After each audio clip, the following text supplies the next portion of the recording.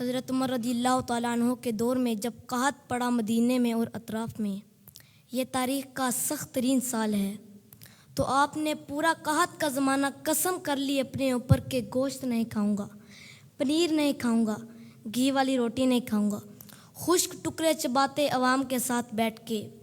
آج جب کہ ملک معاشی بحرانوں میں مبتلا ہے، حکمرانوں کے طرز زندگی اور ان کی آنی جانیاں آپ دیکھیں۔ حضرت عمر رضی اللہ تعالیٰ عنہ کا نام لینا آسان ہے، لیکن ان کا طرز حکومت دیکھیے۔ آپ ان ایام کے اندر اپنی ازواج کے ہاں بھی نہیں جا رہے تھے، راتوں کو گشت کیا کرتے تھے۔ ایک سفر سے واپس آ رہے تھے تو راستے میں رات کا قیام کیا تو دیکھا کہ ایک بچہ روتا ہے اور ماں چپ کرواتی ہے، تو معلوم کیا کہ یہ بچہ کیوں روتا ہے، تو ماں نے بتایا کہ عمر نے ماہانہ وظیفہ مقرر کیا ہے اپنی رعایا کے ہر فرد کا، لیکن جو دودھ پیتے بچے ہیں ان کا وظیفہ مقرر نہیں کیا ہوا، تو میں اس بچے کو دودھ چھڑا رہی ہوں تاکہ اس بچے کا وظیفہ بھی مقرر ہو جائے۔ تو حضرت عمر روئے اور اسی وقت اعلان کروا دیا کہ آج سے دودھ پیتے بچوں کا وظیفہ بھی مقرر ہے۔ روئے جا رہے تھے اور ساتھ کہے جا رہے تھے، عمر تو نے کتنے بچوں کا حق مارا ہے، تو نے کتنے بچوں کا حق مارا۔ یہ ہیں حضرت عمر رضی اللہ تعالیٰ عنہ۔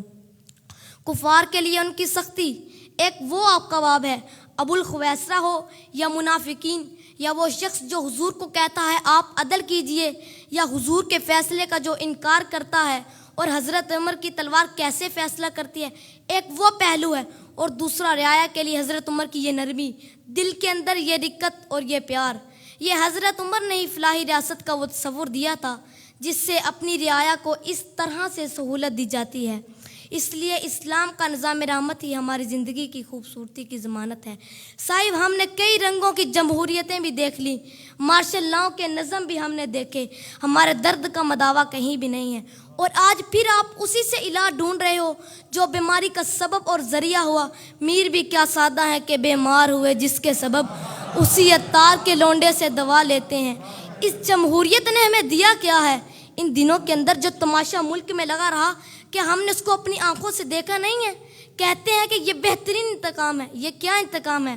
یہ تو عوام سے انتقام ہے، اور تمہارے اکاؤنٹ بھرتے ہیں اور تم پیسے بھر کے جو ہے وہ دیگر ممالک کے اندر شفٹ کر دیتے ہو، اور اس غریب عوام سے جو تم بدلہ لیتے ہو، غریب عوام تو وہیں کی وہیں ہیں۔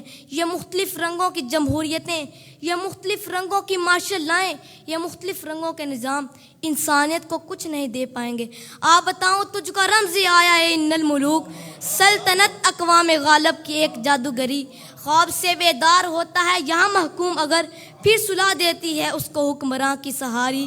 دیوے استبداد ہے جمہوری کباب پائے کوپ، تو سمجھتا ہے جس کو آزادی کی نیلم پری۔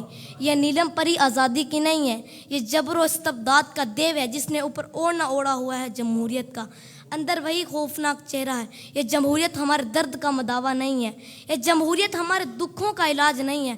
ہمارے دکھوں کا مداوا ہے تو وہ نظام خلافت ہے، اس کے لیے ہمیں کوشش کرنی چاہیے، اور قوم کو سب سے پہلے باشعور بنا کر کے، افراد اور رجال کار تیار کر کے اس نہج تک کیوں نہیں لے جایا جاتا؟ جب سمت ہی ہم نے درست منتخب نہیں کی ہے تو جتنا تیز بھاگیں گے منزل سے دور ہوتے چلے جائیں گے۔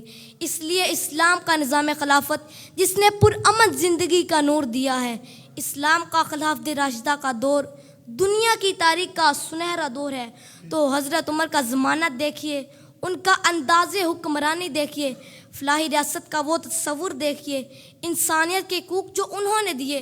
یہ انسانیت کے حقوق کے چارٹر کے اندر جو باتیں لکھی ہیں، یہ چربہ حضرت عمر سے لیا گیا ہے، اور یہ سب سے پہلے قول حضرت عمر کا ہی تھا کہ انسانوں کو ان کی ماؤں نے آزاد پیدا کیا ہے، کسی کو حق نہیں ہے کہ ان کو غلام بنا سکے۔